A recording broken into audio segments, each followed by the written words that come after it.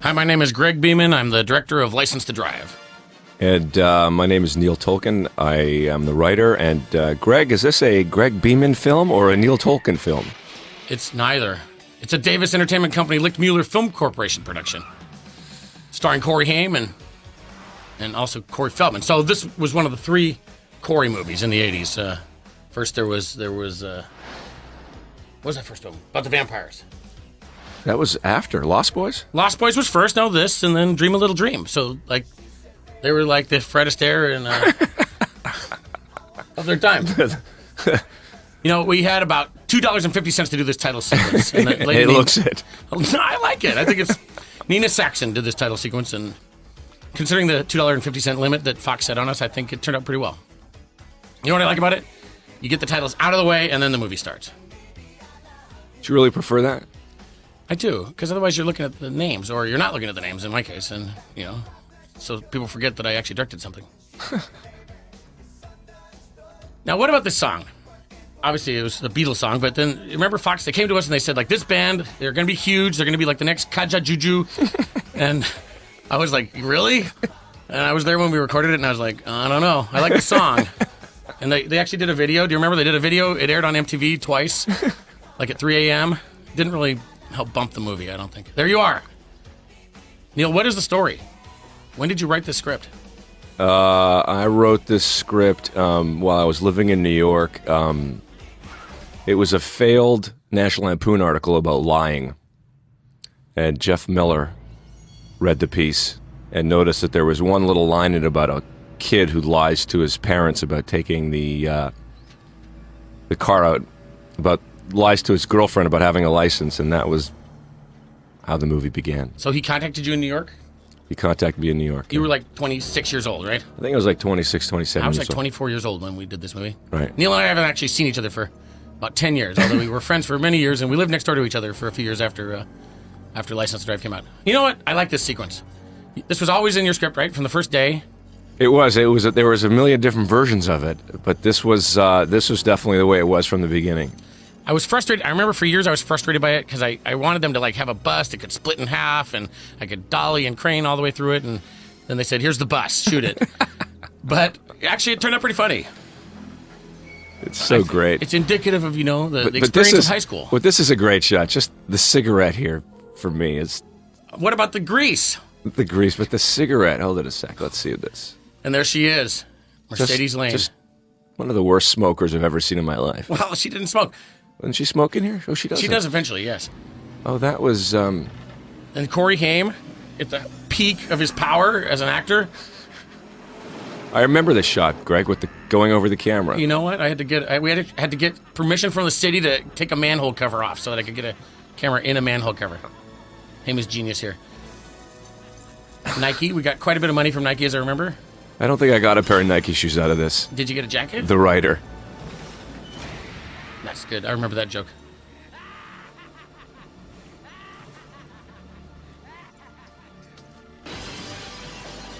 He actually did that right onto the cement. It was we had pretty so many incredible. stuntmen in that movie. And now this was a big deal. We really wanted this bus to do a 180, and apparently getting a school bus to do a 180 turn was quite a deal. We put steel balls down on the ground, and it just didn't work out. Apparently it was unsafe. They were somewhat worried about the bus rolling end over end into the local houses that were there. Look at Haim's slide. That was genius. Look at her hair. Heather Graham. This is her first ever movie. Previous to this, she had never acted before. I believe this was what they call her SAG card movie. On the other hand, Haim had already done several movies. I remember him really from a movie called Firstborn, which he was great in. Which was the one where he was a little kid? Firstborn. Oh, and then there was one called Lucas. Lucas was He was this great in movie. Lucas. Yeah. And of course, he was the reason the movie got made, right? When he signed on. Yeah. We were sort of like this flashing green light. We had Feldman, and then we finally got Haim, and then the movie happened. I wrote the script, the Corey Feldman part, for Corey Feldman in my brain, and I don't think I really even imagined Corey Haim at the time, of course, but he was the trigger. This was great. I remember this. Downtown Los Angeles, we went to like the worst part of town. We took a disgusting alley and made it more disgusting. Remember, the driver must always see the big picture. When driving through Now, Neil, I got to tell you, you wrote a puddle as a key story element. And I remember the whole time going like, because Corey sleeps through a puddle in class, and then he misses a puddle on his driver's test, not to give away something coming up. Then a puddle comes in as like 3 or 4 times in the show as an important story point. And I remember thinking, how am I going to make this puddle exciting 4 times? It looked good on paper. Here you go. This is what you're talking about. Cigarette. This is the first time she ever had seen a cigarette. Heather Graham was 17 years old. She was like incredibly innocent. Her dad was an FBI agent who like sometimes would stand on set, and I used to be a little paranoid whether he was armed. and fantastic. That was a hard shot to do. We had to get a gigantic flame bar and pump it up right in front of the window to get the reflection. Does your brother have mono or something? He slept through the entire... So Heather Graham was so innocent. She'd never even seen a cigarette Now, before. wait a sec. Now, there's this great mono line. I had mono when I was a kid, so that's definitely autobiographical. Anderson. It's punks like you that paramedics end up scraping off. This is Michael Ensign, who was the school teacher and the bus driver. Safety of others. Classic character actor. Now, this line that you just talked over, Yes. this was an actual line that a cop said to a friend of mine who was driving like a maniac and got a ticket. And what did he say? It's punks like you that end up scraping off the floor at 4 a.m. It came back 10, 15 years later. Now, I also remember convincing Haim that we had to use his handwriting on that chalkboard. So I actually took great pleasure in making him draw like I will drive safely. What do you say? I will pay attention in class like 50,000 times. All right. I love this Ferrari.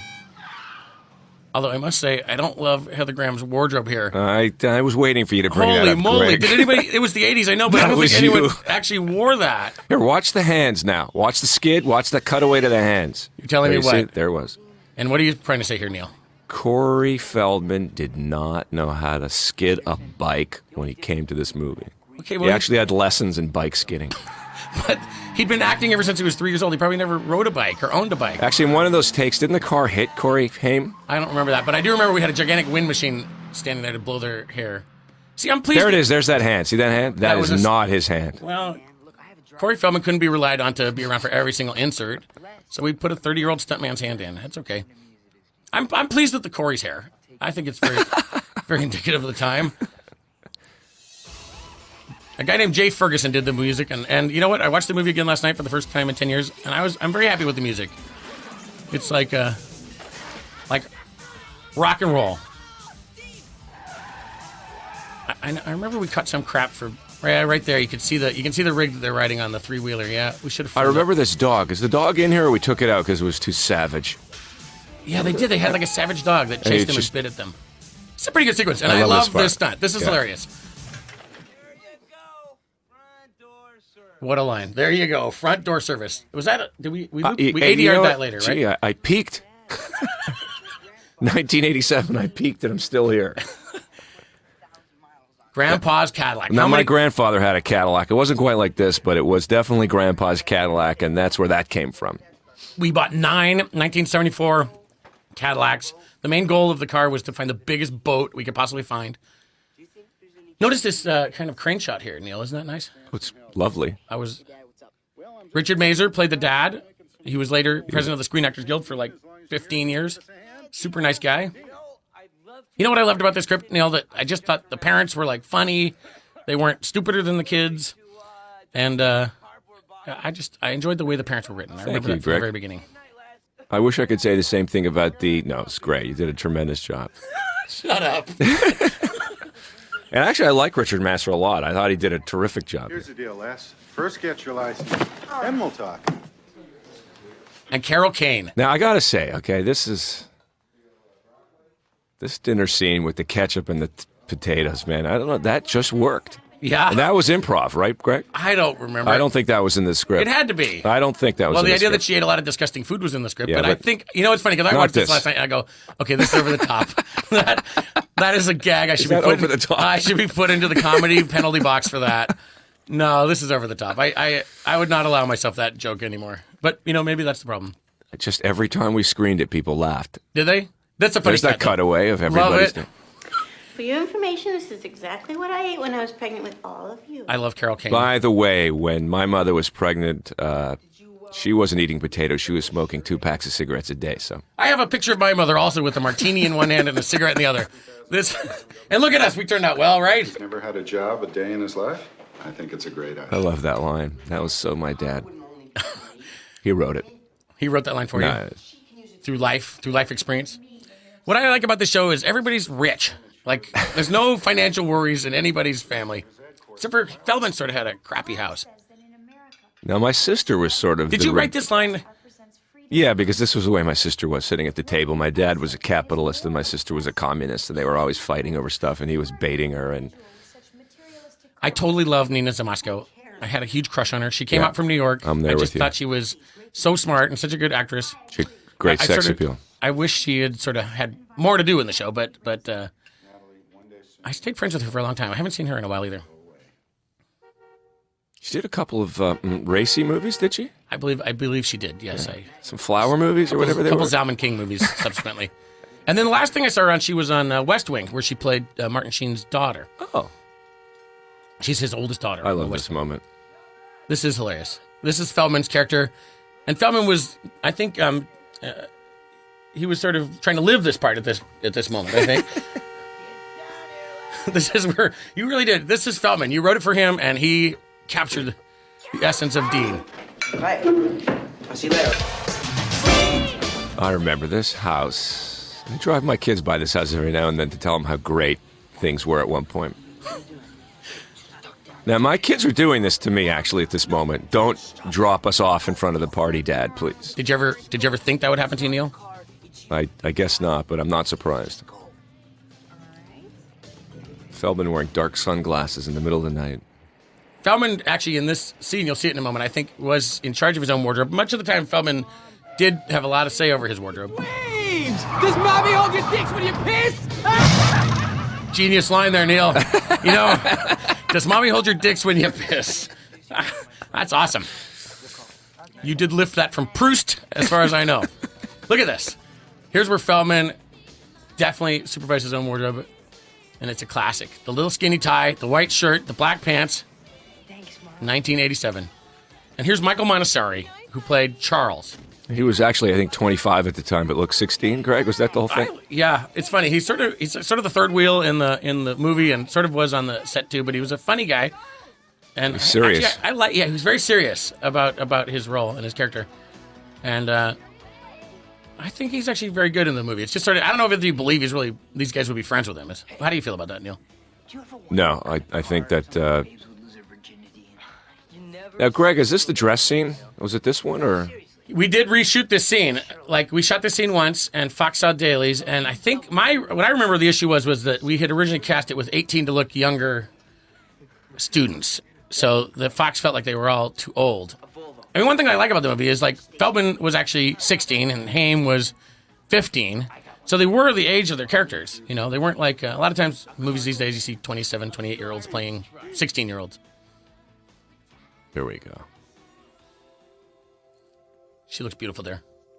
Bruce Surtees was the cinematographer. I remember being encouraged by all the people at Fox to hire, like, the comedy guys, which meant the show was going to look really bright. And I hired Bruce Surtees, who'd done a lot of the Clint Eastwood movies, and I just wanted it to look sort of darker and more glossy. Kuwait or Pakistan, where they worship their men. Mercedes, it has nothing to do with worship. It has to do with going to Now, this was sort of ultimately a risky choice, and I think with this, the concept of the character Paulo. I remember the people at Fox really wanted us to have him be like a football player and sort of the traditional thing. And I don't know, they might have been right, to tell you the truth, Neil. How do you feel nowadays? I haven't given it a thought in 17 years, and I never thought. I guess that was a meeting I wasn't included in because I never knew it was an issue. But he's great. He's great. I think he's just too old. I don't know. Well, no, girls were always dating guys who were way too old. I know, it is and realistic. That was the whole point. You couldn't. There was always a beautiful girl in high school who was dating someone who didn't even go to the high school, which didn't seem fair. I think the issue is it sort of makes her look a little sleazy that she's dating this guy who's, I don't know. Just look at that staging, Greg. The three heads there propping up over each other's shoulder. It was early in my career. It was my first job, but I was working at genius level, the genius level of staging to camera. This was great. I like this party scene. Thanks. It's a real party. Aim. Never closed his mouth once. That was his thing. Yeah. He was great. I have the answer. Why don't you just ask her to make sure? Look, I'd love He did his own wardrobe. Haim? No, Michael. That was the closest any of us have ever been to her. Well, you're in luck, lover boy, because she's sitting down right over there. I think, however, that this sequence may be my favorite sequence in the movie. This one right here? Just this one that ends with him being chastised by his parents. Oh yeah. This You mean whole the long one? thing. Okay, fine. But look at what Now she's she's- wearing. Look at those tree torns. 'Cause those were the shoes everybody's wearing at the time. I think she looks adorable here. Still a little rock and roll. You know what our problem was, Neil? We did not have one single gay guy in our group of advisors. It was you, me, Andy Legg, Jeff Mueller, John Davis, right? There was no one warning us against some of the hideous fashion mistakes we were making. And I would never repeat that mistake again today, I'll tell you that. Oh, dude, that's the part I remember. You rushed up to Mazer on the day. You told him, say Papa. It He goes, worked. Papa, it's so European. And you said, no, just say Lex. It's me, Papa. It worked. Yeah, it was genius. Did I really do that? You did, yeah. I remember because he came up to me and he's going, "Does that seem right to you, Papa? I mean, it's so European." It's me, I go, Papa. "Hey, say Papa." Guaranteed laugh. You know what? We had a good collaboration on that set. It was a happy set. Neil, you were there all the time. I was. And you ignored me occasionally, but... Well, that's the job of the director, Neil. Jesus Christ, you were very included. Yeah, I have no complaints. I've not had bad experiences with sets. I like this. Another favorite as long as I live. Les, you know that's a I lot. love that. I know. Because it is always a lie. And that was what the article in National Lampoon was about is... Now, this How is a many song times by a kid can Mia lie to Peebles. us? Do you know that I have since come to know Mia Peebles a little bit? Why? She's married to a stunt coordinator who works on Smallville, the show that I now produce. Now, if I drove by her with you in the car with me, no offense, it just wouldn't work. You understand? This is not in sync. I was watching this last night. This dialogue is not in sync. What happened? Did we loop this? How did we end up with a professional movie produced by 20th Century Fox, and the lip sync is off? Looks like it's made in Okay, Italy. wait a minute. I remember something technical coming up. Oh Jesus. Okay, good. Let's go. If you don't mind. No, please. It's afternoon now. Take a look at Corey Haim's eyes. All right? Now, in the next shot when he picks her up on the sidewalk, I'm quite sure we shot that at about 8 o'clock in the morning. And take a look at Corey Haim's eyes. Wow. Let's see if I can... If although you're correct here, I remember a huge issue over the light there. Wait, let's see. Hang on a second. Something. Moment. Let's see if I was right or wrong. I'm sure you're right eventually. I'm sorry, I didn't recognize you. Close up coming up. Hop in, I'll give you a lift. Oh, jeez. Doesn't look like there, though. Well, you know what, Neil? If ever we do in this movie see bags under Corey Haim's eyes, I'm going to tell you right now, it's because he went home every night and studied his lines. He was 1987, and he was a huge movie star, and he was 16 or 15, Right. and he had to study his lines. So that's what happened. I'm going to tell you that right now. Here we go. That's so cute. I love that moment when he jumps Yeah. up and down. This is actually, you're right, this is a great, fun sequence. So, which house is yours? It might be here. Okay. Guess I'm wrong. That looks a little... Maybe not. A little dragged in, a little Yeah. cat dragged in. Yeah, I think so. A little morning. Well, mornings are rough for anybody, and you know, like I said, with all the line studying, The line study. this is a funny joke. He definitely knew his lines. This is a funny joke. But This is what they call in comedy an extended sequence, isn't it, Neil? Yeah. Because it pays off later, and I And it paid off better than I ever expected it to. So, Greg, well, a salute to you. sometimes the comedy just falls into the roulette wheel of laughs. You know what I'm saying? Wait, Mercedes. Last night at the party, Hey, you know, that style's in now. I mentioned something about Actually, it is. We were ahead of our time. maybe going out. See, this outfit I like. Except, wait a minute. There was a lot of I don't controversy think over her the belly outfits. button was and showing. I know. So it's not in.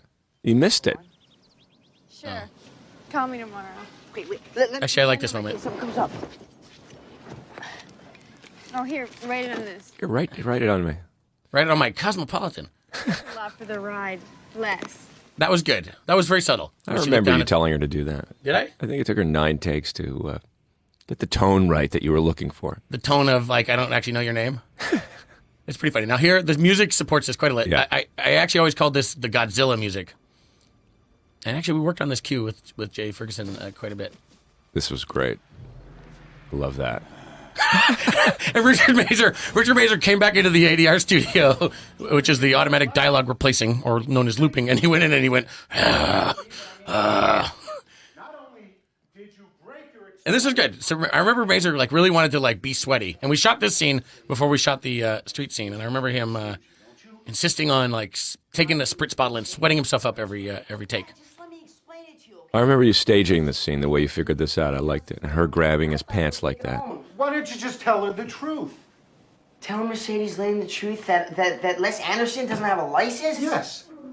And risk her having a heart attack from laughing so hard? Okay, Neil, that is a classic Neil Tolkien line. What's that? And risk her having a heart attack from laughing so hard.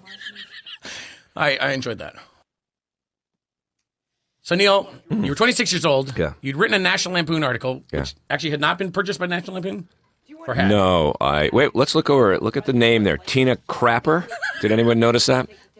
No, but this is a pretty funny joke. I love this. I like this joke that he sticks this on. The burp? He sticks Mercedes Lane's picture on a picture of a naked girl What washing is a that? Ferrari. I don't know. I can't believe that was not in the script.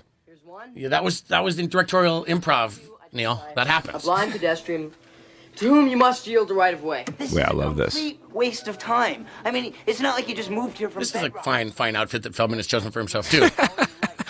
And I believe he also had some influence on his hairstyle here and insisted on that little curl. I love this moment. I do too. Notice the on a technical level, we put in the sound of a record being scratched across the record player. Would it make any improvement on your face? Well, I have to say, Greg, Yeah. this is like looking back into back into my life and myself and my sister who used to meditate every day at 4:00, and we would just explode into a room to destroy our concentration. So that was. But you know what I was impressed by? Feldman was able to perform that burp on cue repeatedly for probably 12 or 15 takes. And I was very proud of him.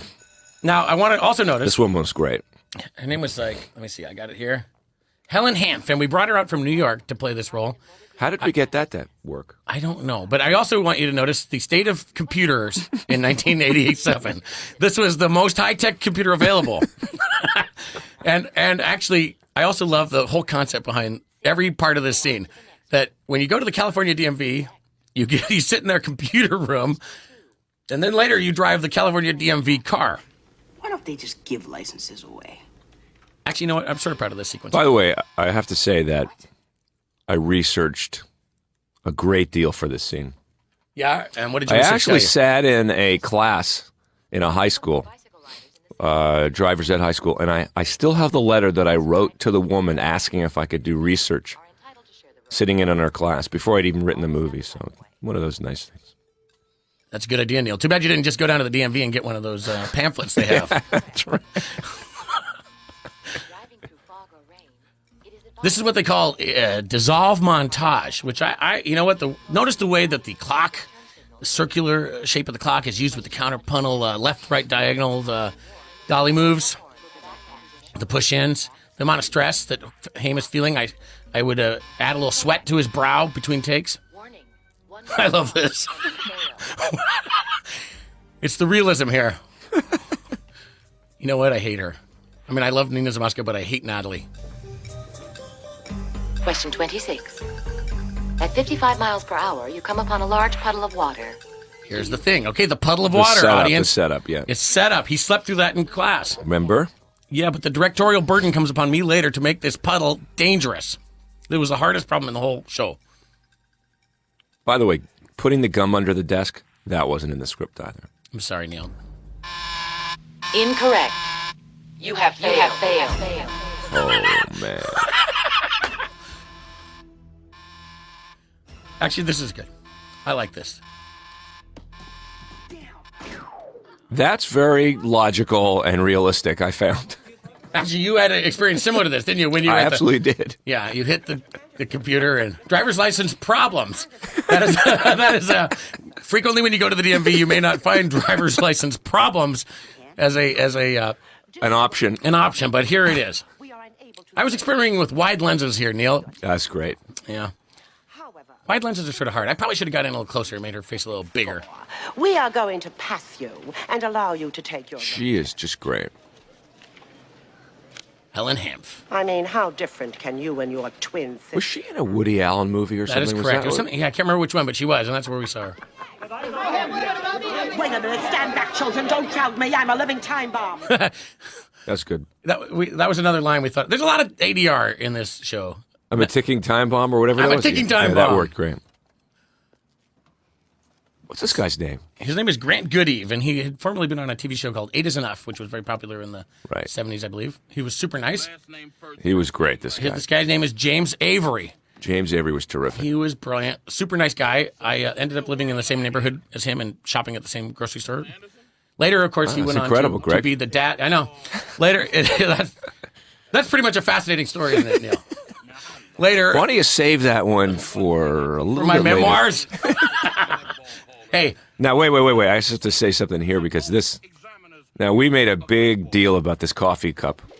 What about that sound effect when he threw that thing out? That was genius. What movie was that taken from, Greg? Some Clint Eastwood film? I don't know. Maybe it was from Mad Max when they threw the boomerang. Now, this is great. Nobody likes to get burned, do they? No. So it's real simple. What were you going to tell Neil? I'm sorry. Well, what I was saying is I remember that when Siskel and Ebert reviewed the movie, yes, the only thing that Siskel could talk about was the coffee cup level being Is varying Siskel the skinny in one every or the shot. fat one? Skinny one. No, it was the fat one. It was Ebert. No, Ebert. I think it was Siskel who couldn't get over the fact that the coffee cup level kept changing, and it drove him nuts, and he thought that was all the reason to hate the movie. I know. You know what? I have hung my head in shame ever since that day. But we got one thumb up because I remember one of them gave us a thumb up and one gave us a thumb down, and that was a moment of pride I had. I'm in a shot coming up. Hey, wait! You know what? I was so happy. The Los Angeles Police Department. We shot this whole movie in Los Angeles, California. I remember there was this freeway entrance, and they just stopped traffic. They stopped traffic. It backed up for like 10 miles. And Neil, I want to point out something else quite important right here. It's sort of I love the way you constructed this whole scene so that it was like she had the greatest driving test ever, and he had the worst. But there's a synchronicity that happens here. The song being played here is by DJ Jeff and the Fresh Prince, which is actually Will Smith. Later, James Avery came to star in Fresh Prince of Bel-Air, starring Will Smith, who went on to do well, as I remember. Yes. Incredible story, Greg. Thank you. This is DJ Jeff and the Fresh Prince. Who are these guys back here dressed like they're out of like a flapper movie here, the 1920s? You know, I may have made a few... What is this? I may have let a few directorial tidbits slip by. That was Ernie Orsatti, our stunt coordinator, was playing the flapper. And also, I want to tell you another story. That hill that we just watched was a hill that was about 2 blocks away from where I lived in Echo Park, California. Being that I was only 24 years old when I directed this movie, I was living in a crappy apartment above a garage. And I knew about that street because it was 1 block from my house. Look at that parking space. Genius. Now, here I come. Are you? Yeah, so I'm limping across in the back. There I am coming across the street with the paper, limping. You haven't changed a bit. That's me. And that was Corey Haim's guy. See that guy with the tire? Yeah. That was Haim's guy. Haim and Feldman both had a guy. Is that a Wrangler? Well, no. They had a guy that brought him to set and hung out with Driver them. And drove him around and sort of made sure they got to set. I love this picture that he takes of himself. And Haim and Feldman's guys both appear in the movie. How are you? Lousy. Nice. What, lousy? You like that? Oh. Check the cup. Another! You know what? I remember rigging that cup. We had many, many meetings and many, many discussions about, punching a little hole in the dashboard and blowing a little puff of air. And it all turned out great. And another great sound effect. You're in luck, Anderson. The cup was empty. See you on the battlefield sometime, soldier. I love that picture. Yeah, that was genius. Congratulations. Here's your license. And please, drive safely. Uh-oh. Mr. Anderson, just a minute. Someone wants to see. Now, what was he looking at in his book that's Nobody obviously been knows. printed from 10 years ago?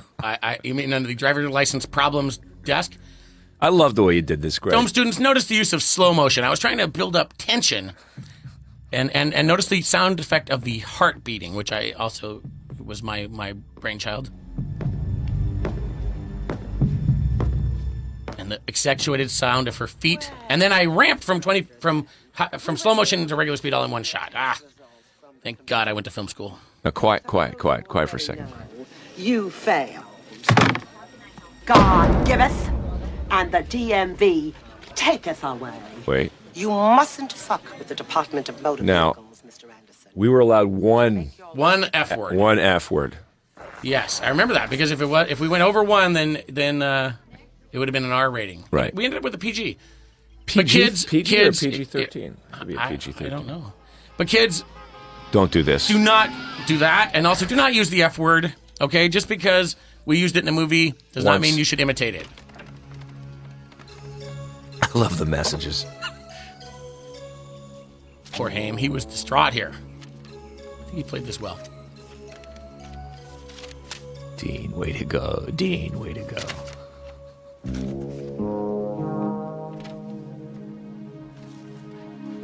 This was a set built by Larry Paul. This was the only set, huh? Do you believe that the guy who did the production design on this movie had also done the production design on Blade Runner? Well, they're very similar, actually. Well, they both take place in Los Angeles. Yeah. In a bizarre alternate universe. You know what I love? I love how dorky Haim looks. I was very proud of him because he knew he looked like a dork and he knew it was right. Where is everybody? So I am sort of mystified and always have been about the implication that they were actually going to buy this kid a new BMW. What do you have to say about that, Neil? I knew that they were, they were always playing with them as my father was always playing with me. Never knew it was fact and fiction. Oh, no, you put a dent in the car already? Huh? What is it, honey?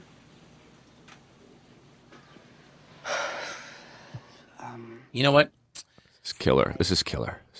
It's real. What? It's real the way kids end up lying to their parents under pressure. However... Now, wait a minute. Didn't we have a whole thing about the rights to using that song? Or was that the original song we're going to use, or there's another song we were going to use? I don't remember. But kids, if you're watching this movie, please don't lie to your parents, okay?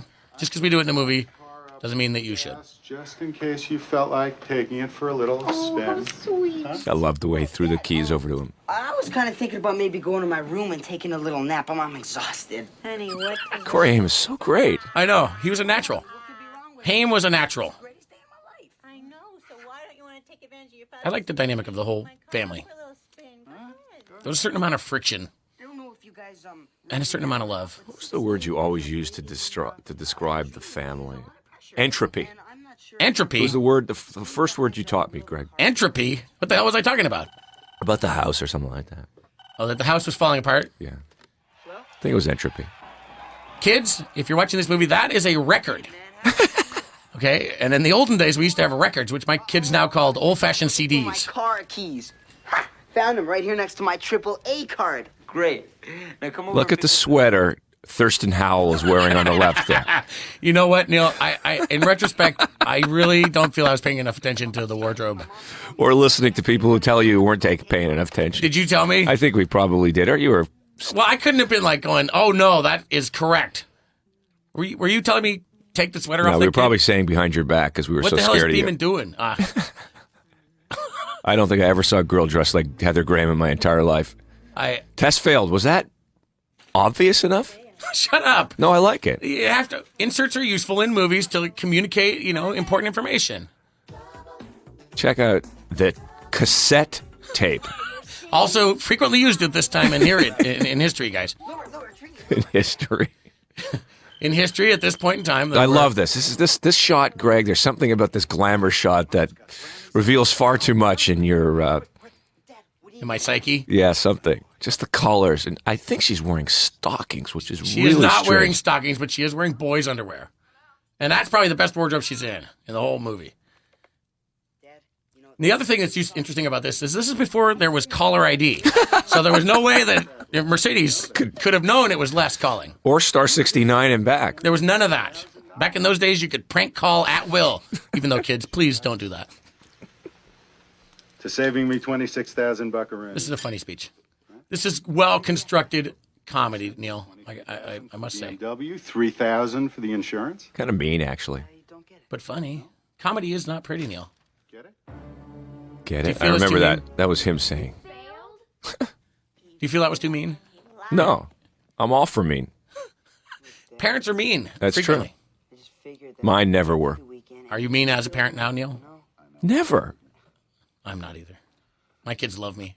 You're grounded for 2 weeks. That's fair. That's fair. See? You lied about your license? Yeah, I mean, that's, jeez. That's a mild punishment. Okay, now. This was... This is Lennon coming up from the Hasselhoff. You know, believe it or not, This guy's around all the time Grant now. Hasselhoff, he's a super nice guy. Later, he had a huge part in True Lies, the Jim Cameron movie. Yeah. But, you know, this is probably another error on a wardrobe and hair and makeup level. But I had a friend. Tolstoy. I had a friend when I was 13 years old who dressed and talked exactly like that. And I think that I probably made a mistake in thinking that anyone could relate to that. Do we have to take your mother's imperialist gas guzzler? The imperialist gas guzzler. Did your sister have a boyfriend like that? Totally. Yeah? Yeah, no, she was just like that. It's a little dark here. I think we should have added some light. 'Cause I don't even know what's happening there. Look at this. Look at this. Hand over to the clock. This is a very difficult shot. Then we locked off. Oh, see that, guys? That was a cross dissolve. Have you guys ever seen a clock that wasn't digital? That's an analog flip. Well, it's an analog flip clock. Look at this shot, Greg.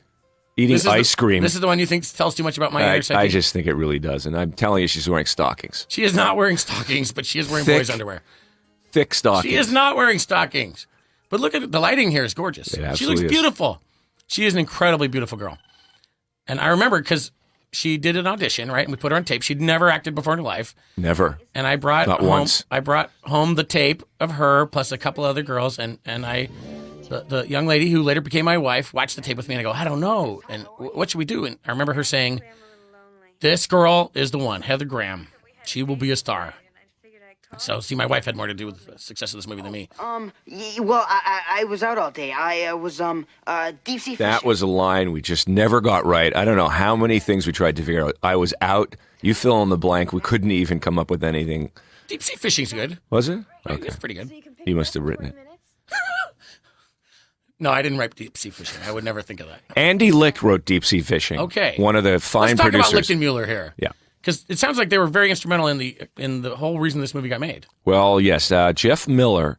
I had written an article for National Lampoon, the first thing that I ever had published. I was living in New York, and the phone rang, and it was Jeff Miller saying, "Hey, this is a producer from Los Angeles." I hung up on him immediately, thinking it was one of my friends playing a joke on me. And he invited me out to Los Angeles to pitch some ideas that they had, and they didn't work out. And of course, the agent who was hustling me day and night while I was in Los Angeles did not return my phone calls the moment I went back to New York. But I sent Jeff Miller this failed National Lampoon article that didn't get in, and he recognized the one sentence that became a kid lying to his parents about having his license and lying to a girl about having his license, and it became this. You know what? That is good producing.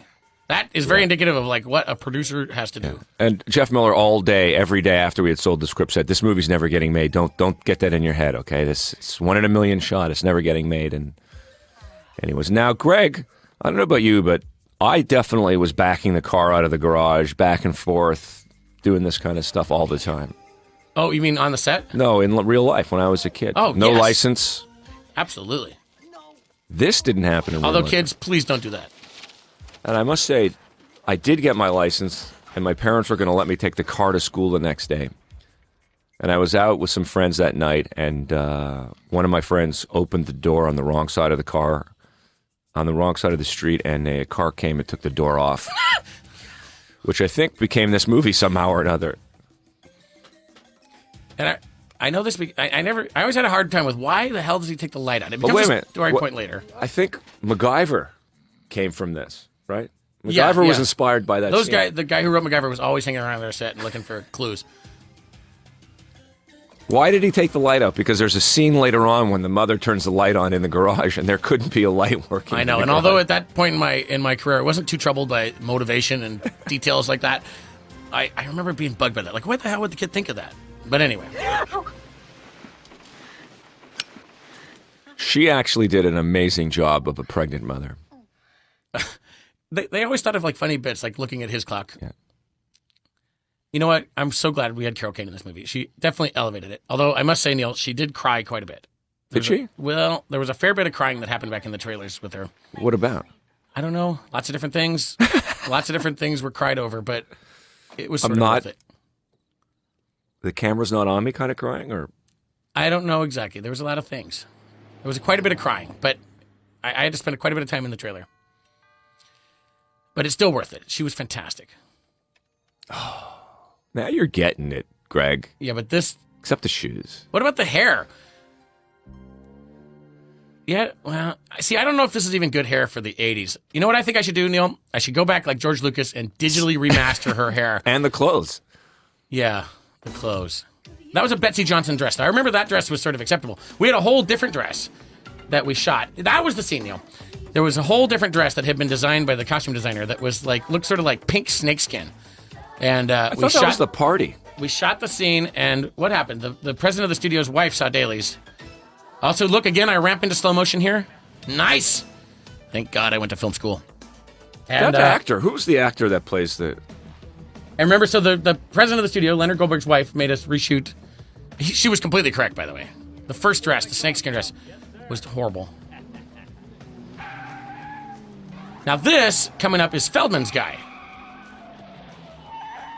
This guy here who plays the valet, right here. Come on, man, open up. Let's go. Open the door, Les. Come on, man, we're not all night. Did you see that? If I let him park my car, he's gonna ruin my transmission. No way. Yeah, he's going to ruin my transmission. That's very logical. Did you research that also? Nice But parking notice, job. you know, Haim was a very good driver. He was 15 years old. He actually did not have a driver's license in real life, but he'd clearly been driving ever since he was 12 or something. He was an excellent driver. One of the best driving actors I've ever worked with.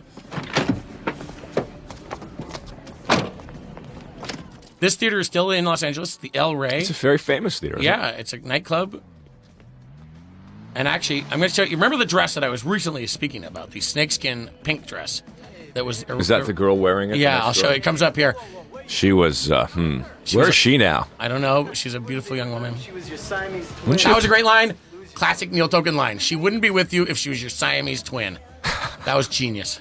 Neil, here it is. She was a Playboy or a Penthouse, was she? This girl? Yeah. I don't remember, but I Come will say on. I don't remember. Come on. I do not remember. I don't believe that. I have no memory of anything to do with this That was girl. how she was pitched on the set. That may be true, but I actually don't remember. I'm very proud of that shot, that dolly over to Feldman. To Haim. See that dress? That was the dress that Mercedes was originally going to wear. How horrible would that have been? Wait a minute. How did anybody come up with Mercedes as the name? That was you. All right. Mercedes Lane. Lane and Mercedes Lane. Oh, I remember we stopped this guy 100 times. 100 He was times. bleeding and he was a trooper on the day, but then I think later he sued Fox. we didn't realize what kind of trouble we were getting into With having her drink? with having her drink. at Well, the it's pretty time. motivated by a character, right? Yeah, but- She's depressed. Her boyfriend just dumped her and dropped her for a Playboy playmate. Just the drinking in cars started to... I don't feel proud of that nowadays, but I am proud of this scene.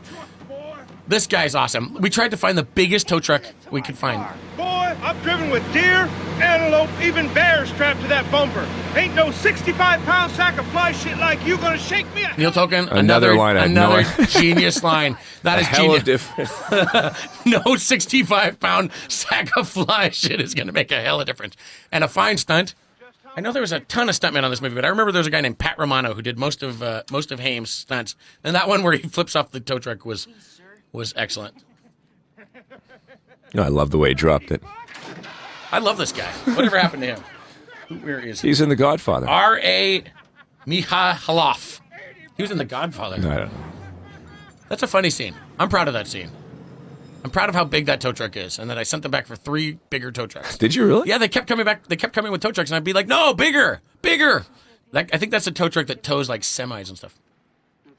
And you know what? This is a very sweet scene. I think this is one of their sweetest scenes. I'm really sorry about the car. Yeah, I feel like it was all my You don't think it's sweet? I do. What? You don't like this scene? That's okay. What's the matter with it? I love it. You hate it. This is a good opportunity to talk a little bit about about something besides the scene. What would you like to talk about, Neil? Let's get out of here. Look at that. JVC, Sanyo, Whirlpool, Panasonic. That store's still there. Most of those companies are still in business, thank God. All owned by one one giant mega corporation. Right. Yes. Let me tell you. Actually, this upcoming scene I love. It is very sweet. In fact, and this is I love this cutaway that you did, Greg. God, you're genius. I know, I can't help it. Which one? What cutaway? Just the scratching of the car on this bad and road. we actually added the squeaking shock absorbers sound. Whatever happened to we should have had monkeys in the background. That would have been too much, Neil. See, that's where we would have gone into comedy overboard. I remember scouting this location, Greg. It's a beautiful beautiful location. It's actually in Los Angeles, high up, right underneath the Hollywood sign, sort of, right? Very beautiful. Now, what cutaway are you talking about? No. There was the stage scene is cut into here, huh? Why did you do the stage scene in here? I don't remember. Oh, I do remember. We tested the movie, and it was a classic experience with testing. So when you finish a movie, then you screen the movie for audiences, and then they write down what they think about it. And then pretty much whatever the audience says, you have to do.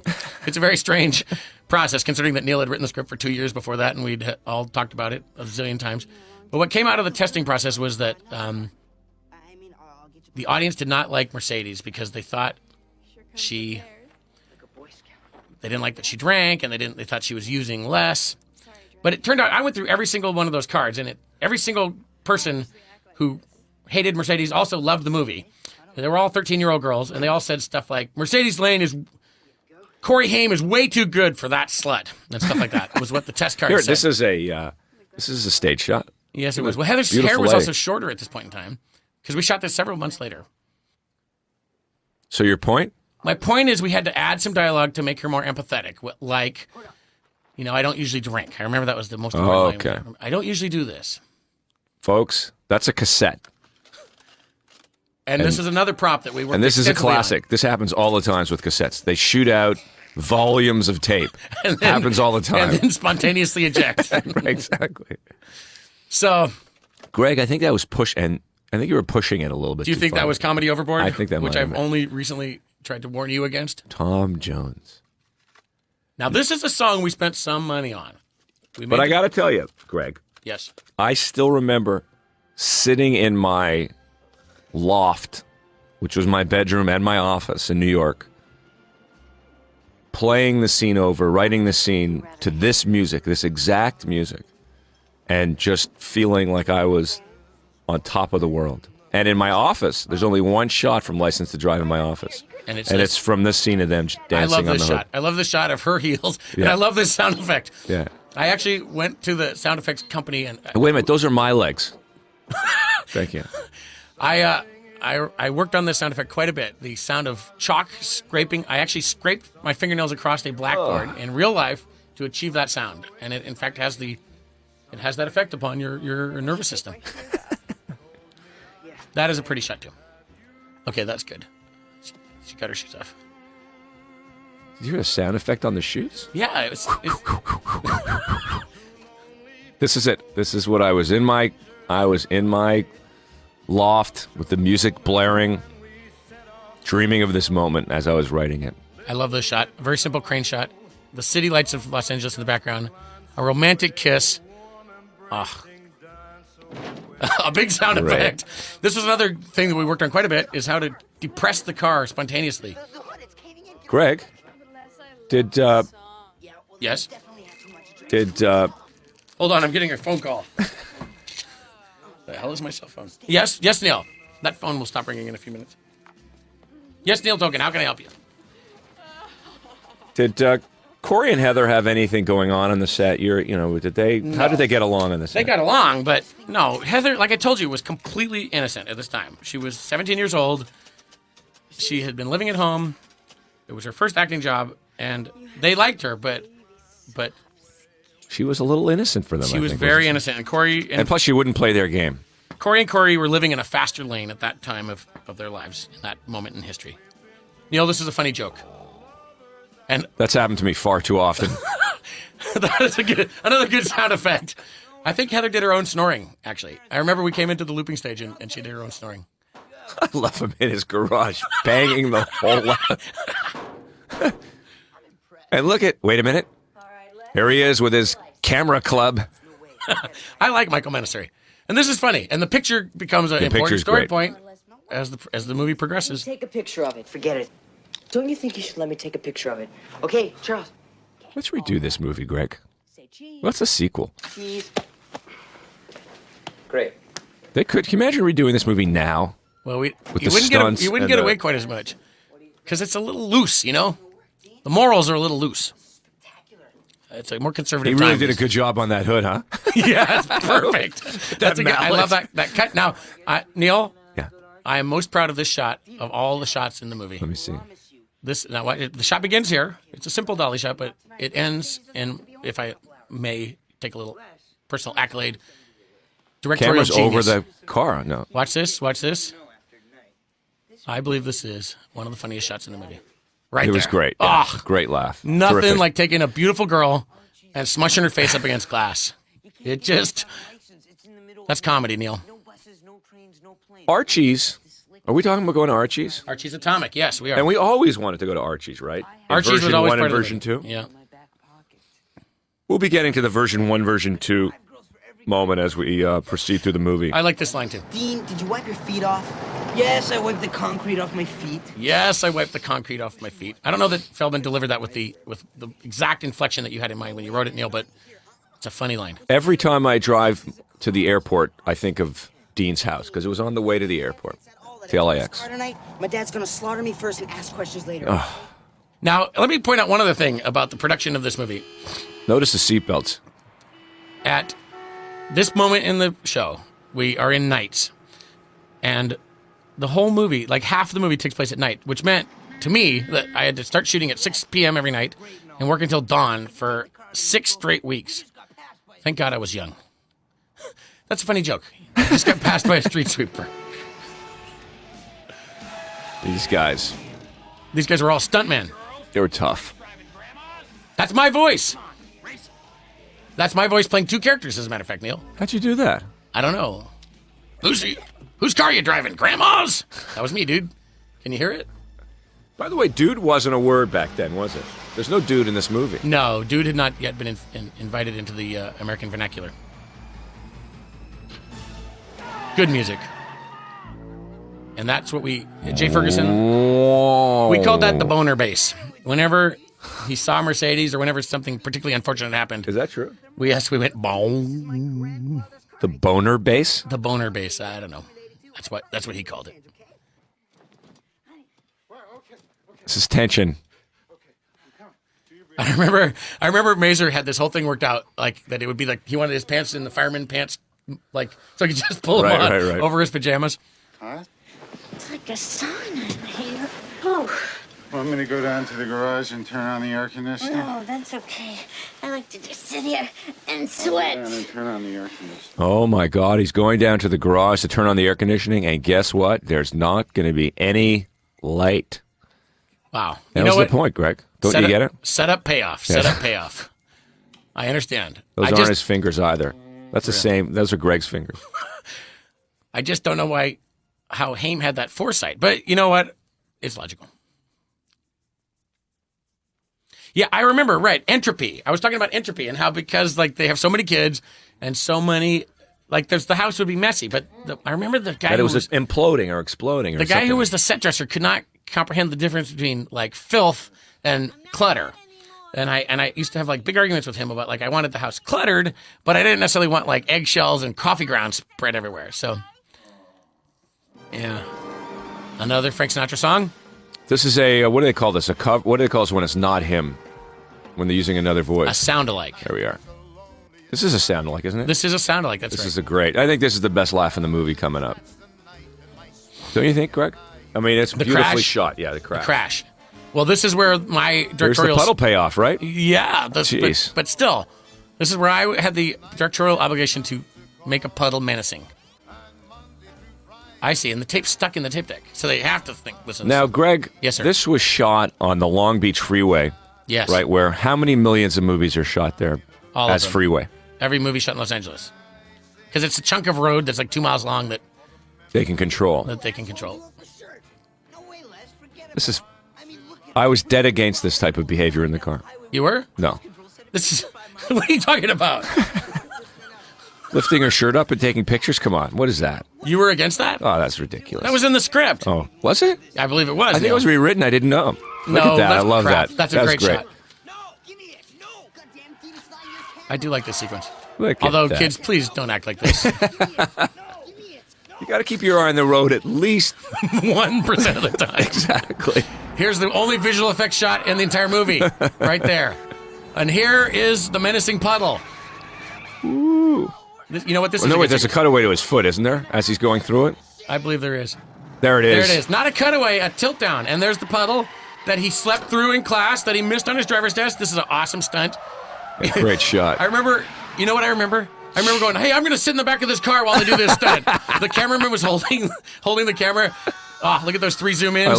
Genius. I love the sound. Nice!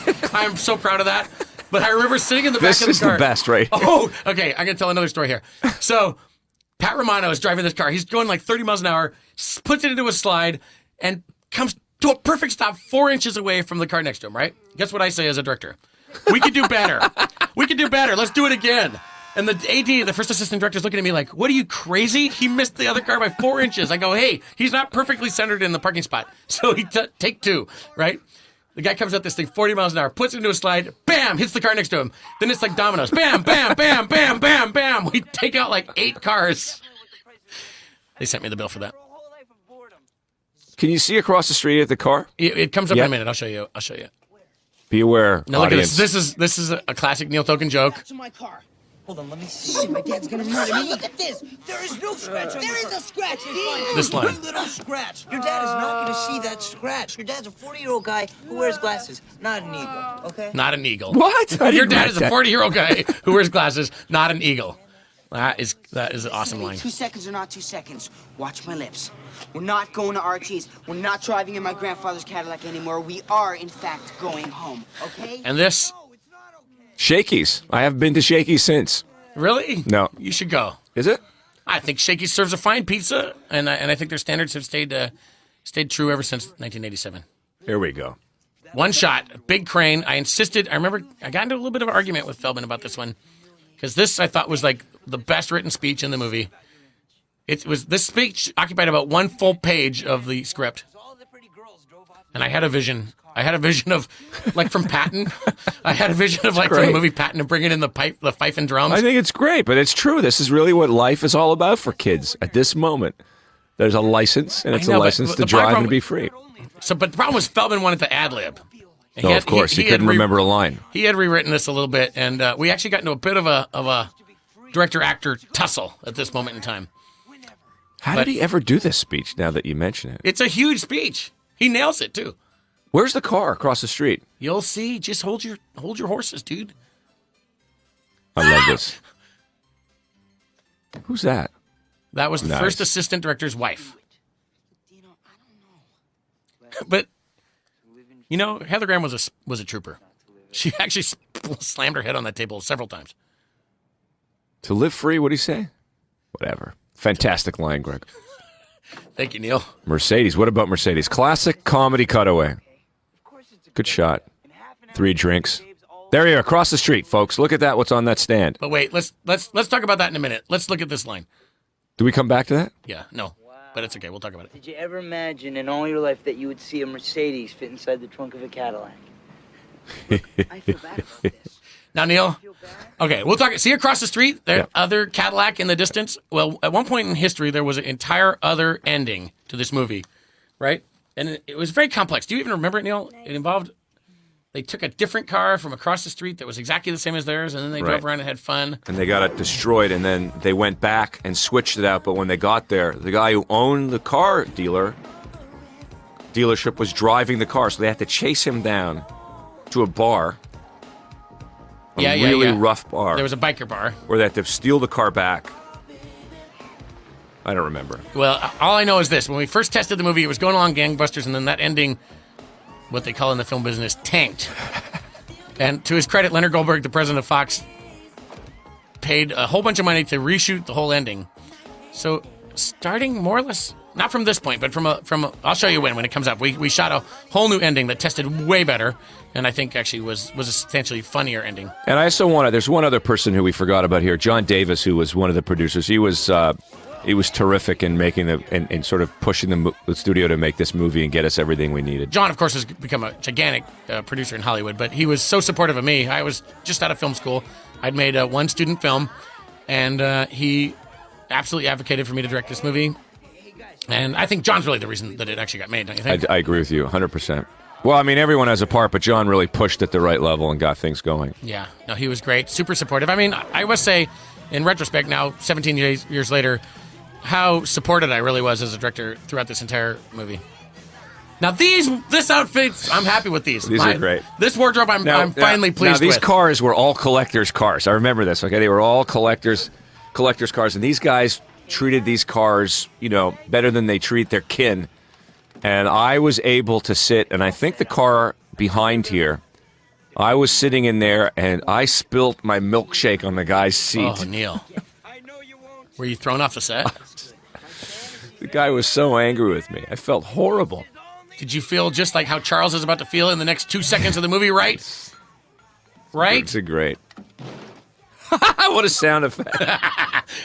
Actually, this did happen to me. I'm pleased with this shot. It's a great moment.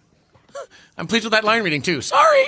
He was very good. And you know what? I'm also very pleased. I don't know that this was in the script. Tell me if it was. But I think we came up with this sort of on the day. This whole concept that Dean reaches for his burger like this. I'm sure you came with it. We did, right? This wasn't in the script, was it? I doubt it. I just a great shot. I think it's so hilarious. But that's who he was, that he would only care about the hamburger. He had to have the hamburger no matter what. And I think we cut to it one more time, too. And there's the 3 girls who were meant to parallel our characters, if you didn't catch that. Wait, you can't leave now. What about the girl? Dean is a maniac! Dean, there's a maniac on the whole Okay, so now see, I remember, here's one thing. In this, we had to reshoot. Because in the original version, the bad guys got in the car and chased after them, and there was a huge chase, and they caught the car and beat the crap out of it. Instead, we had to go back and reshoot this shot to take the bad guys out of the story. Isn't that not true? No, they chased them to the bar. And while Corey Haim was inside the bar, they found the car on the outside and beat the daylights out of it on the outside. Right. It was a very hard technical problem because we had to reshoot this whole ending, but we had very specific damage done to the car. And we had to recreate it in a whole different way. It was sort of an interesting exercise. Now, Greg, this scene coming up was, 45 minutes of actual film? I don't remember. I remember 20% of the budget? Yeah, maybe. See, again, this comes from my childhood. I grew up on a hippie commune, and me and my parents used to go protest most of the time down back in the days of the Vietnam War when I was a small boy. So it had a personal place in my heart. But, of course, no one else related to it one bit, so... Probably not the most successful sequence in the movie. What do you think, Neil? That was great. Yeah? Yeah. I like this music, too. Holy shit! I think we're being invaded! That was our location manager. Oh, yes. Didn't he get a SAG card for that or something like that? What's his name, Ira? His name was Ira. He was a super nice guy, and he found all the locations. He was very good at his job. Hey! No, not on my car! What are you doing? Oh, look at that. I went handheld here, Neil, for that sort of, I sort of wanted a documentary feeling for this sequence. And I remember we got the extras to rock this car. Look at that car. Look at that car shaking. That was genius. Wasn't that on hydraulics? No. We had grips and extras shaking it. We didn't have money for hydraulics, Neil. Those were nice signs. Who was she? She was a friend of yours, wasn't she? She was a friend of mine named Christina Kosek. She was good at that. She's a super nice person. There goes the Cadillac in the background. Ah! He missed it. He missed it. Idiot! You idiot! And here's where we shift to the new part of the movie. Now, it's true that we did get a little bit of heat for this sequence coming up. But it's still funny. No, didn't he write Private Benjamin? Yeah, the guy, yeah, we'll get there, yes. The guy who plays the drunk driver, what is his name? His name is Harvey. Milk. Harvey. Milken or something? Harvey Milken was the mayor of San Francisco. Miller. No, not Miller. Like that dick. Have you had anything to drink tonight, sir? Take it easy. Harvey Kosha? I don't know. His name's not on my list. His name was Harvey. Harvey Kovic? License and registration, son. Harvey. This. Tell you right now, this is scintillating viewing for the people listening to our commentary. Neil, as we struggle for the last name to the guy. You know, he started like Madonna. His name is just Harvey. Harvey. Student bus pass. That was great. Les Anderson. Student bus pass. Now, this was the night I remember Corey had a tough time with his lines. For some reason, it was freezing cold. We were doing a lot of... It was like December. Dollar poker. Are you telling us that you left the house on your first night out with a license without a license? No, Dean, I'm not telling you that. Look, guys, This is tough. I failed my exam. Oh God, I can't imagine how he was feeling there. That's just... Did you relate to that moment? That was... I didn't fail. I don't know anyone who... I do have a friend who failed, an adult who failed a driver's test exam. That is pitiful. And as an adult, when I moved out here to California, I had to take my driver's test with my wife, who cheated and got kicked out of the DMV for looking over my shoulder. Neil Tolkien, I got my driver's license in the state of California on my 16th birthday. I was just waiting. I was counting the days until I was 16 in order to go get my driver's license, and it was a proud, proud moment for me. Aww. The boner bass, hear it? There it is, Ow. the boner bass. Oh, jeez. Pressure. This is what you're looking for in a great movie. Anticipation, tension.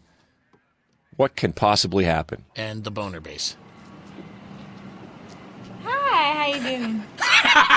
I always loved Heather's reading of that because she suddenly sounded sort of Southern, like she's from Georgia. Hi, how you doing? Oh, like they'd leave her in the trunk here. There's a riot going on at Allied Tech. Allied Tech is synonymous for the Pistons Indiana Pacers game.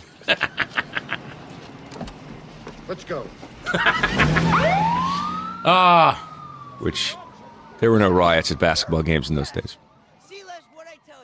It's a nice shirt he's wearing, by the way, Greg. Who? Feldman? Feldman, yeah. He picked that wardrobe himself. That was a jacket. There he is. Harvey. We'll never know his last name unless we look at the credits.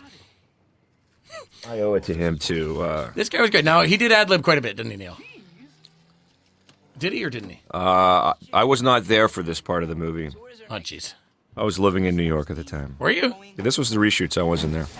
So we were just on our own?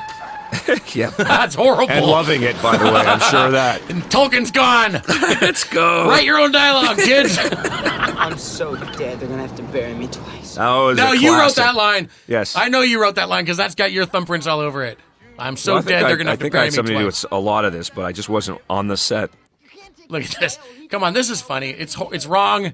Please, for God's sakes, children and adults, do not do any of this. But it's funny. This is definitely wrong. It is wrong. This got us in a heap of trouble that we did not anticipate. We were just naive, Neil. Go. I've been a puppet, a pauper, a pirate, a poet. But you got to admit this guy's funny. A pawn and a king. I've been up and down and over and out. Where the hell am I? I like the way that times out. I like when he starts cutting limes on the dashboard. Good stunts. Now, at this point, we were doing reshoots, and our original stunt coordinator, Joe Dunn, wasn't available, so a guy named Conrad Palmisano came in here, who was great, and this is a pretty good... I'm pretty happy with this action sequence. It's very extensive. I love that, Sparks. Love Sparks. I can fix that. It's only the right side. Each time I find myself laying... Boom! Now, I know that he said, don't worry about that, it's only the bumper, I can fix that, but somehow that got cut out. I don't know when that happened.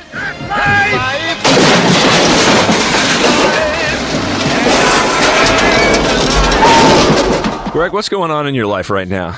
Well, not this level of wanton irresponsibility, I'll tell you that right now, Neil. I'm leading a very responsible life. That's good.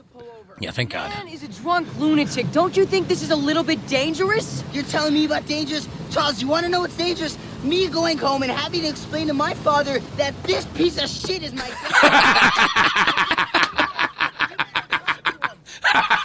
I'm sorry we have to watch that. What you say? Actually, I like the way this is shot.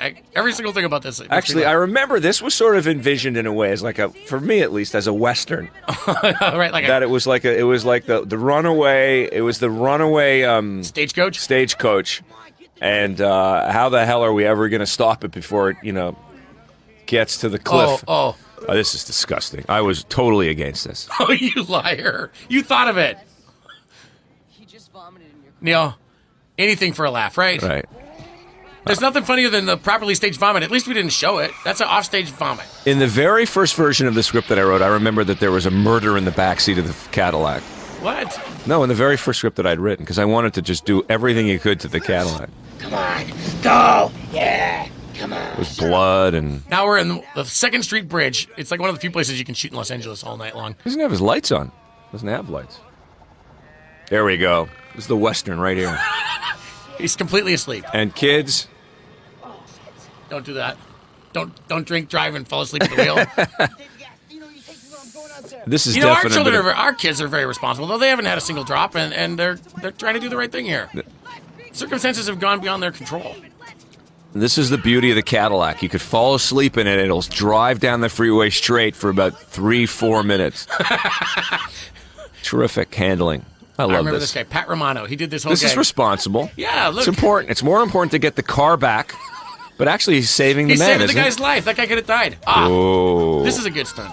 And look at Hayne. He did this gag himself. Whoa! Whoa! We had so many car rigs on this show. I've never, ever in my life subsequently to this Is that right? done as much car work. We had like trailers of every kind and cars split in half and cars cut in half. Whoa! Vito, help! This was all directing, folks. No, every bit of this was written. It really was. I love this moment. Very 50s or something. I like the way he rolled his eyes. And this is a total Neil Tolkien moment coming up here because you were always building the action. The idea that he gets stuck, he can't push the brake because his shoelace is stuck on the... That was absolutely scripted. Oh, jeez. Up in the stakes, up in the stakes. Ah. Now, how genius is that to zoom in on those two guys yelling, oh, shit, in synchronicity? Oh, I love that shot. The glass cracked in the shot. I remember that. Oh, my God, we spent so long shooting this movie.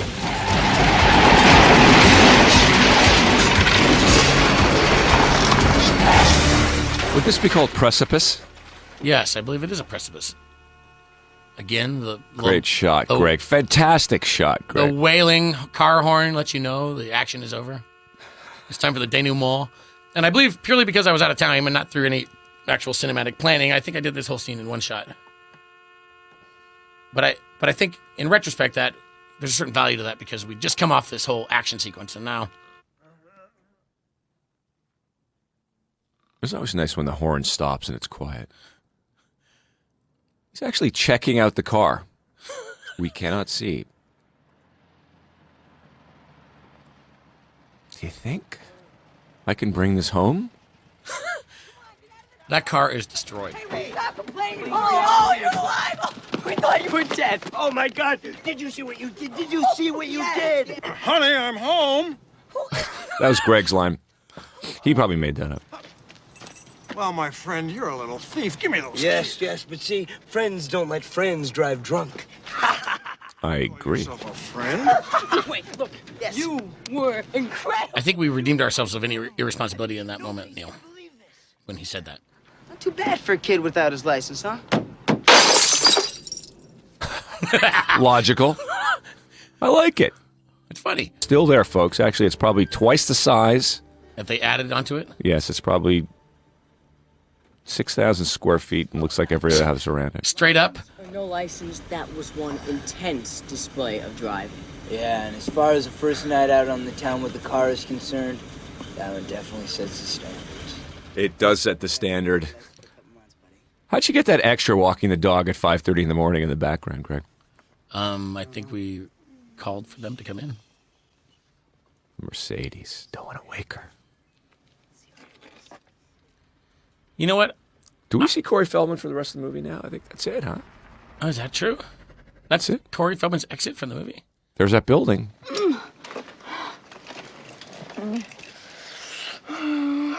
They worked hard on this breathing issue. Didn't they practice this all the time? I believe we had a Lamaze coach come in to help out. Did you really? Yeah, I think we did. This is your bedroom, Greg? It's modeled after my bedroom. Oh, It's an exact replica of my bedroom, but it's not actually my bedroom. Again, the fireman pants as envisioned by Richard Mazer. That's a beautiful picture on the wall back there of the fan, the Japanese fan. Well, we sort of ran out of set deck money. Look at this. This is so romantic. And there's another jogger. See, we're establishing early morning. Notice the kind of golden ambient light. Sounds crazy. Oh, I know it sounds unbelievable, but somehow you're always there to hold me. Like you are right now. Oh, good. Oh, It's a dream come. Jeez. I think. Can we CG the dialogue? Neil, come on, that was romantic. Tonight? Non-stop action. You hate this scene, don't you? It's got a serious mush factor, but You gotta have it. You gotta have it. Come on. Both these two are going to be each other's redemption. I think if there was a sequel, it'd be 20 years later. These two are married. They've each put on like 80 pounds. They have 3 kids, and their kids are going out. What do you think, Neil? Put Heather in like some prosthetic fat makeup. Oh. He was dying for this. This was the big moment in Corey Haim's life. No. Look at that. Cut to parents. Ow! The baby? No, the laces are too tight. She was great. That was all improv. Was it? I'm sure. The baby? No, the laces are too tight. You didn't write that? I don't think I did. Well, it doesn't have the Neil Token thumbprint on it, I must admit. How would it? Those laces are like... You would have had to think about the laces. Yeah. You know, I remember Larry Paul, production designer of Blade Runner and License to Drive, built this set. In his sleep. Yeah, but up on a second level. It was 2 levels high Right. so that we could have those stairs going down, which sounded great to me at the time, but when we actually came to shoot it, it was like so hard. We were always working on the second story. I have to say that the Richard Mazer moment here with the car is my second or third favorite moment in the movie. Besides the other 8 And first I thought you favorite did moments. the best job the way you rotated the camera on him around the car. It just was great. I remember, yeah, I had to build. Well, we'll get Greg, to that. you're a genius. I am. I didn't know it. Look at the car. Look at how he does Look at how that. it And no subtly one notices it. Well, that's because they're staged in what they call in the film business a 50-50, Neil. What's that? Well, they're looking at each other in profile. Is that called a 50-50? A 50-50. Oh, okay. I get that. Yeah. Funny. We put a little Haim in there. Richard is very good here. He does great here. That's That's classic. horrible. That's a horrible. That's horrible. This is great, though. Whoa! Oh, how could I have allowed that cutaway of the green paint on the lawn? That's just horrible. I mean, Richard's great here, and he's making up for it, but I think the audience is still thinking, look at that horrible green paint on the lawn. Like, what filmmaker in their right mind would allow that? Ugh, I feel shame right now. But you're right, because here I come into my genius. The rotating camera. I had him build a special rig that would just go like 360 around. This is funny, too. Haim is great here. Something wrong with your bed, Les? I just love the way he plays it. Mind explaining to me what size shark was responsible for this? I was at my absolute best here, folks. It's all been downhill from here. But the set decorators weren't. What the hell is going on with the spray paint on the walls? Like, I wanted to I guess because I was saying entropy, which I should have probably never said, they decided to spray paint black paint all over these walls. It's horrible. This is a horrible job. Don't pay attention to the background, guys. Pay attention to the acting here. This is funny speech, too. 3 room and board, 2 trusting parents, and a social life. It's all gone. You had a TV, I think you should be able to pause playback and comment on paused moments. Don't you think? I should don't be able know. to hold on the grass. Yeah, I don't know that if you grass noticed the is skid mark. The skid mark was kind of... It was horrible. It was green paint. But I do like the part where he says, you used to have a room in your window. You used to have a window in your room with sunlight. Gone. Now, Richard looked in camera there for one split second, which we actually did discuss whether that was okay to do or not, and I thought it was okay. After the mashed potato moment and several others in this movie, I really Didn't have a leg to stand on. Now, Richard I did love ad-lib that no handle. He did ad-lib that. No handle, no handle. And then No, honey, I can't. I have to drive. Carol did this. I know they came up with this bit, too, the two of them. They were always working, those two, trying to find nuggets of comedy in the minefield of cinema. Dad, let me drive. This is intense. This is responsibility right here. That's maturity. You know what? I missed a sound effect opportunity right there, though. Yeah, I like didn't- of I an didn't put- animal biting into raw bone. Is that what you're talking about? Well, a crunch of an apple? A crunch of an apple. A crunch of an apple would have been appropriate, and I should have. Oh, I love that. So Richard totally worked that out himself. Like he really wanted to do that. Payback, setup, payoff. Look at this. That was great, Greg. That was you, dude. More joggers. More joggers. You know what, Neil? It's a rule that I try to take to every movie I do. You can never have too many joggers or dog walkers in the background. It brings authenticity to the script. Now, this moment, I remember... Is this set up payoff, too? Because he said the guy's going to ruin my transmission, and now... I remember dreaming of it. I was lying in bed one morning just sort of thinking about the ending of the movie, and I said, what could we do that we haven't done yet? And it was drive backwards. And thus, this was born. I sort of like this shot, too. It pans from Haim to Richard Mazer. Let him drive backwards. Let him drive sideways. I don't care. Just get me there. And then it pans to Mazer. Then it pans to Haim. And Haim throws this look that I quite like. Yeah. Yeah, and Rudy. Good music. Look at that. Corey Haim was good. We employed quite a few stuntmen on this show. And actually, I'll tell you this. We built a backwards driving car. Is that right? Was there someone in the trunk or something? No, we built a car that would drive backwards, and the stuntman... I love the wind on that. Look at that. Oh. That was like light speed. Oh. One of the takes, we actually hit this woman, didn't we? I don't believe that's a fact, Neil. No. We shot this on San Vicente Boulevard in Brentwood. In Brentwood. Like, there's no way you would ever be able to shoot there again. This is the because last, of this. This is the last. I'm sure we were the last movie to ever shoot in like one of the busiest sections of Los Angeles. Yeah, right here. So there's a car that drives backwards, and the stuntman is wearing a wig over the front of his face. Is that responsible? Actually, Hey, listen, if your mom is pregnant, you got to do what you got to do. And because we like James Avery so much, after we shot the movie, we tested it, and he was so popular, we decided to bring him back for a little Look at that. payoff. That's the Golf and Country Club on the other side of that, isn't it? I believe it is.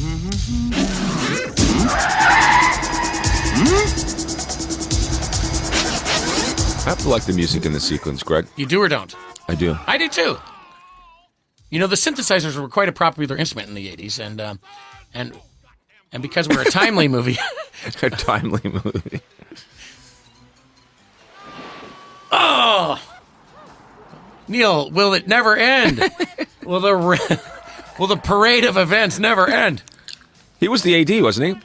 Not this guy, but yes, the first assistant director, Richard Abramitis, does have a role coming up. He plays guy in cab of the... Tow truck? I mean, of this crane. Crane. That's a synagogue, by the way, with an Elmdale Hospital logo on the front of it. Okay. Keep breathing. Keep breathing. Come on! Careful, she's in labor. Rudy, go with Mom. I'll be right there, honey. Come here, I want to talk to you. Come here. Come here. Come here. Where'd you learn to drive like that? I guess last night. Yeah? Dad? Yeah. Must have been one hell of a crash course. Yeah, you gotta love that. Crash Redemption. Course. Now, do you remember, Neil, that this was the original ending of the movie? Yes, it was. Richard Abramitis, right there, the first assistant director. I've used that guy on every show I do ever since then, more or less. Zoom in, crush the car. The original ending of the movie was we freeze framed right there, and that tested horribly. It was too much of a downer. So we added this, which I'm exceedingly happy This is great. We hired this guy, Parley Bear, and we added a new... And this is guys, if you're a film student, this is about the best use of the 10mm lens possible. Twins. We know that time has passed, right, Neil? Yes. Sweating about. He's been away a long time. You want to come in, relax. Come on, damn it, open up. Hasn't seen the I like this grandfather character. He's acerbic. He's going to be worried about is his car. Hi, Dad. Where's my caddy? I like that We too. got a lot of trouble. He didn't want to do that, remember? He didn't want to roll over in his son. Yeah, he didn't think that was very good parenting. And he's right. Dads, if you're watching this movie, take responsibility for your part. What in the hell is that? You know what? I like the way this scene is staged because you do not cut to the object that they're staring at for a very long time. Come on. How great is that? That's terrific. Is Corey cold? No, I think he's playing frightened here. He's playing anxious.